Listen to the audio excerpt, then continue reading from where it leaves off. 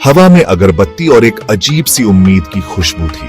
यह खुशबू उस रहस्यमयी माहौल को और भी गहरा बना रही थी, जैसे कोई पुरानी कहानी अपने आप को दोहरा रही हो। पुराने संस्कृत मंत्र ठंडी पत्थर की दीवारों से टकराकर गूंज रहे थे। इन मंत्रों की गूंज में एक अजीब सी शक्ति थी, जो समय और स्थान की सीमाओं को पार कर रही थी। प्रोफेसर आदित्य रॉय, उनकी भतीजी माया और रहस्यमयी पुरातत्वविद डॉ विक्रम राणा एक विशाल पत्थर के दरवाजे के सामने खड़े थे। यह दरवाजा किसी प्राचीन सभ्यता का प्रतीक था, जो अपने अंदर अनगिनत रहस्य समेटे हुए था। इस पर तारों का नक्शा बना हुआ था, जहां जड़े हुए रत्न तारों की तरह टिमटिमा रहे थे। यह नक्शा किसी खगोल शास्त्री की अद्भुत कृति जैसा लग रहा था। सप्तऋषि, यह तारामंडल हमेशा से ही रहस्यमयी और महत्वपूर्ण माना गया है। माया फुसफुसाई, जैसे वह किसी गहरे रहस्य को समझने की कोशिश कर रही हो, ग्रेट बेयर के जाने पहचाने आकार को अपनी उंगली से छूते हुए। यह तारामंडल हमेशा से ही दिशा और समय का प्रतीक रहा है। लेकिन ये तारे, ये सही जगह पर नहीं है। ये मानचित्र किसी पहेली की तरह लग रहा है। विक्रम ने सिर हिलाया, जैसे वह इस पहेली को सुलझाने की कोशिश कर रहा हो। उसकी उंगलियां नक्काशी पर नाच रही थीं। यह नक्काशी किसी प्राचीन रहस्य की कुंजी हो सकती थी। यह नक्शा, यह आसमान का नक्शा नहीं है जैसा हम देखते हैं। यह किसी और समय और स्थान का प्रतीक हो सकता है। यह एक पहेली है, एक ताला। इसे खोलने के लिए हमें सही संरेखण खोजना होगा।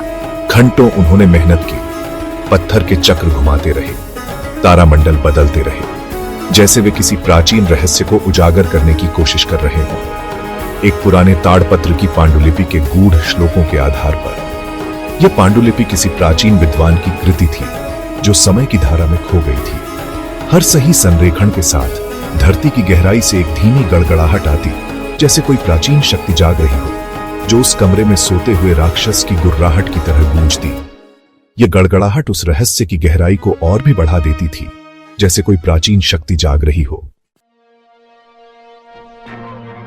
आखिरकार एक जोरदार धमाके के साथ पत्थर का दरवाजा अंदर की ओर खुल गया।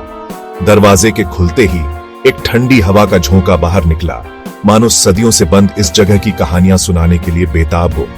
दरवाजे के पीछे का अंधेरा एक रहस्यमयी दुनिया की झलक दे रहा था। अंदर की हवा बासी थी, सदियों की धूल से भरी हुई।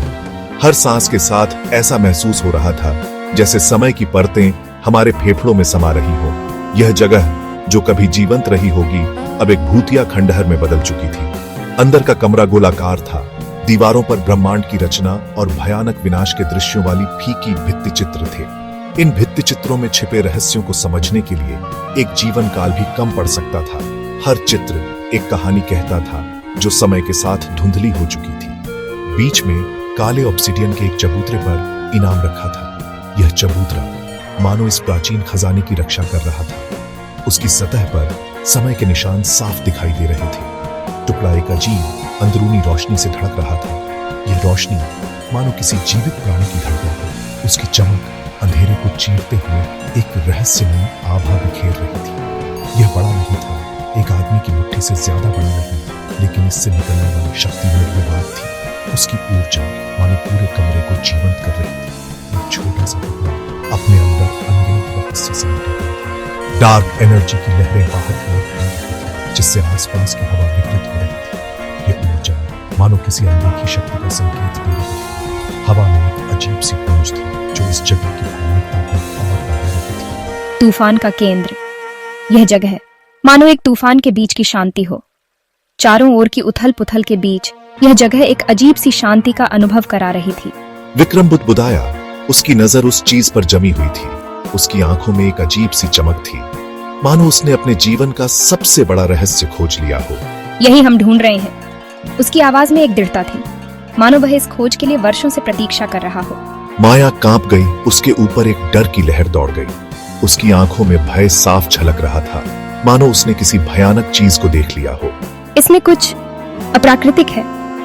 उसकी आवाज में एक अजीब सी घबराहट थी, मानो वह इस जगह की भयानकता को महसूस कर रही हो। यह जगह अपने अंदर अनगिनत रहस्य और भय समेटे हुए थी। मानो उसके अनकहे डर का जवाब देते हुए कमरे में परछाइयां तड़पने लगी। ये परछाइयां किसी अनजानी शक्ति से संचालित हो रही थी, जैसे किसी अदृश्य हाथ ने उन्हें जीवन दे दिया हो। वे दीवारों पर नाच रही थी, एक अजीब और भयानक नृत्य में लीन थी। वे आपस में मिल गईं, घूमती और मुड़ती हुई टुकड़े की धड़कती ऊर्जा की ओर खींची चली गई। जैसे जैसे वे एक दूसरे के करीब आती गईं, उनकी गति और भी तेज होती गई। यह दृश्य किसी प्राचीन अनुष्ठान जैसा प्रतीत हो रहा था, जिसमें हर परछाई का अपना एक विशेष स्थान था। हवा में अनदेखी ऊर्जा की चिंगारियां उड़ रही थीं, ओझोन की गंध उनकी नाक में चुभ रही थी। यह गंध इतनी तीव्र थी कि उसे सांस लेना भी मुश्किल हो रहा था। चिंगारियों की चमक ने अंधेरे को और भी रहस्यमय बना दिया था, जैसे किसी जादुई दुनिया में प्रवेश कर रहे हों। फिर घूमते हुए अंधेरे से एक आकृति उभरने लगी। यह आकृति धीरे धीरे स्पष्ट हो रही थी, जैसे किसी धुंध से बाहर आ रही हो। उसकी उपस्थिति ने वातावरण को और भी भारी बना दिया था, जैसे कोई प्राचीन शक्ति जाग रही हो। विशाल और कंकाल जैसी यह खुद परछाइयों से बनी हुई लग रही थी। इसका आकार बदलता और फिर से बनता जा रहा था, किनारे धुंधले हो रहे थे। यह आकृति किसी बुरे सपने से निकली हुई प्रतीत हो रही थी, जैसे किसी प्राचीन कथा का राक्षस। इसकी छायादार गहराई में दुर्भावनापूर्ण लाल रोशनी के दो बिंदु चल रहे थे, जो घुसपैठियों पर भयानक तीव्रता से टिके हुए थे। ये आंखें इतनी तीव्र थीं कि वे सीधे आत्मा में झांक रही हों, जैसे हर रहस्य को उजागर कर देंगी। इस दृश्य ने उसके दिल की धड़कन को और भी तेज कर दिया था, मानो कोई अनहोनी होने वाली हो। ये क्या है? रक्षक टुकड़े से बंधा हुआ इसकी रक्षा करने की शपथ ली हुई। वह जीव पवित्र और अपवित्र का एक भयानक मिश्रण था। उसके सायेदार रूप में से प्राचीन मंत्रों की फुसफुसाहट गूंज रही थी, जो मठ और उसके लंबे समय से मृत निवासियों से संबंध का संकेत दे रही थी। लेकिन मंत्र विकृत थे, टुकड़े के अंधेरे प्रभाव से बिगड़े हुए एक भयानक शोक गीत में बदल गए थे।